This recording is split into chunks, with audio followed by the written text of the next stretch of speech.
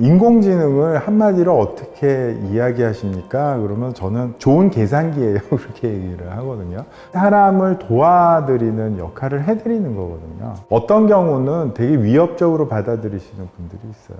난 나름대로 이 조직에서 내가 전문가였는데 나 정도는 해? 보여줘봐. 대부분의 룰이라는 게 엑스퍼트, 즉 경험이 많으신 전문가들의 의견을 반영한 거거든요. 그게 과연 최적이냐라고 하는 거는 퀘스천이 있었지만 비즈니스 룰 형태로 도입이 돼서 활용이 됐었죠. 인공지능은 사람이 한정적으로 시행착오할 수 없는 것들을 무한히 반복해서 해를 찾을 수 있기 때문에 아무래도 사람이 설정한 룰보다는 우수할 수밖에 없다라는 게 에자일 소다가 경험한 바가 그렇습니다.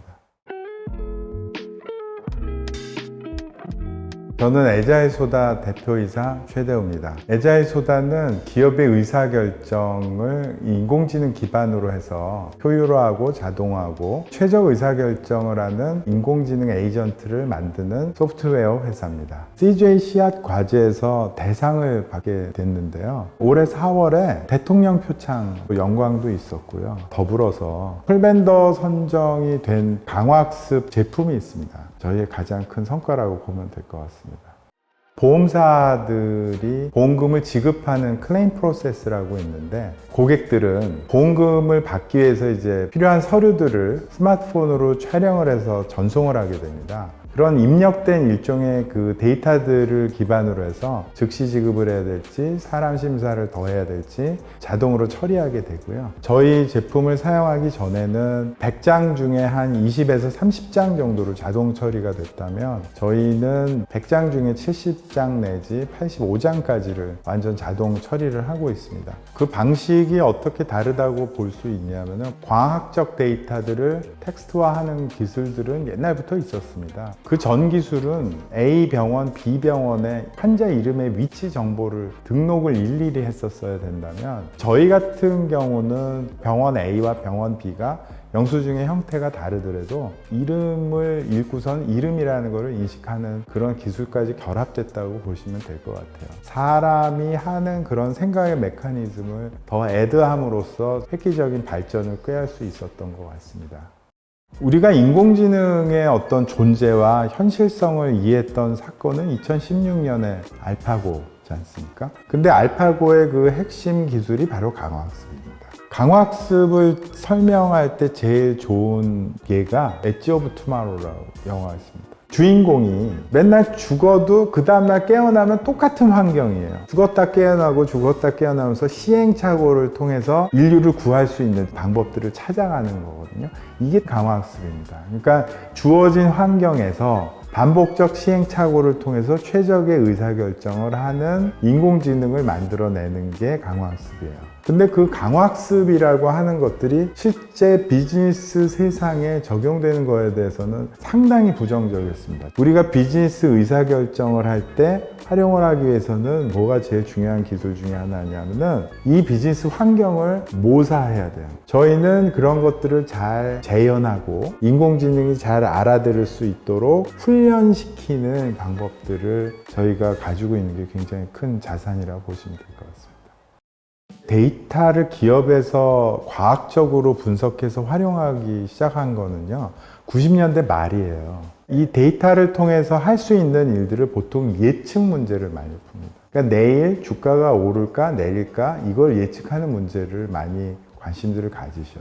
근데 주가가 오른다고 해서 과연 내가 이걸 투자해야 되는지 말아야 되는지에 대한 행동은 다른 얘기입니다. 오른다고 해서 모든 사람이 주식에 투자를 하느냐? 그렇지도 않고요. 예를 들어서 목표가 돈을 많이 버는 거라 그러면 그 목표를 극대화하는 최적화의 문제를 어떻게 풀어야 되는지는 잘 모릅니다. 그래서 단지 예측이라고 하는 걸로는 기업이 할 수 있는 일들이 그리 많지가 않구나. 그 이후에 행동이라는 것까지 연동이 돼야 되는구나. 데이터를 활용해서 우리가 얻을 수 있는 최고의 가치가 나한테 어떤 행동을 해야지 내가 목표하는 바를 이룰 수가 있는 그 최적화 문제를 푸는 거구나 라고 생각을 한 거죠.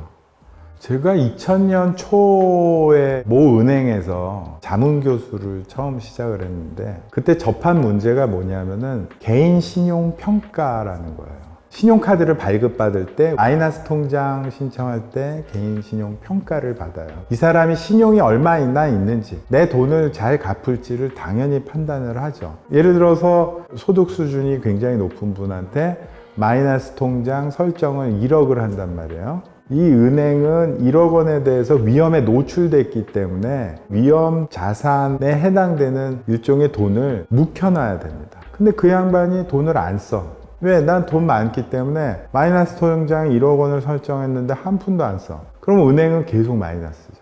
근데 돈이 필요하신 분들, 이분이 약간 신용이 안 좋아. 그럼 어떻게 할 거냐? 돈이 많이 필요할 때 많이 줄 거냐? 근데 이 양반은 잘못하면 부동산 할 수 있잖아요. 그럼 어떤 의사결정을 할 거냐라는 거죠. 대부분의 룰이라는 게 엑스퍼트, 즉 경험이 많으신 전문가들의 의견을 반영한 거거든요. 그게 과연 최적이냐라고 하는 거는 퀘스천이 있었지만 그 개념이나 노력들이 비즈니스 룰 형태로 도입이 돼서 활용이 됐었죠. 인공지능은 사람이 한정적으로 시행착오할 수 없는 것들을 무한히 반복해서 해를 찾을 수 있기 때문에 아무래도 사람이 설정한 룰보다는 우수할 수밖에 없다라는 게 실질적으로 애자일 소다가 경험한 바가 그렇습니다.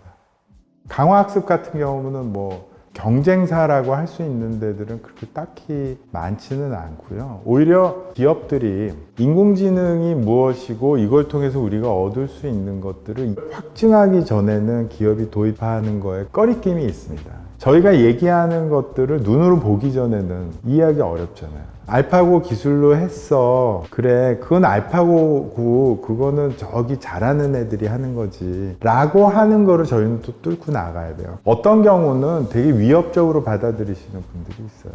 난 나름대로 이 조직에서 내가 전문가였는데 그래? 설계를 네가 나보다 잘해? 나 정도는 해? 보여줘봐. 그 시장의 분위기가 오히려 저희한테 더 큰 챌린지가 아닌가 이렇게 생각이 됩니다.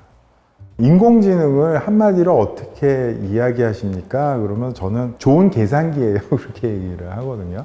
결국은 인공지능이 사람을 완벽하게 대체할 수는 없어요. 사람을 도와드리는 역할을 해드리는 거거든요. 최근에는 저희가 디지털 트윈 기술과 결합을 해서 설계 최적화를 하는 데 사용되고 있습니다. 보통 설계 전문가들이 2주 정도를 고생하시던 그런 문제들을 한두 시간 정도에 처리를 하고 나머지 시간은 설계 전문가들이 그 결과가 맞는지 검증하는 데 사용함으로써 설계 시간을 획기적으로 단축한 그런 사례들을 갖고 있습니다.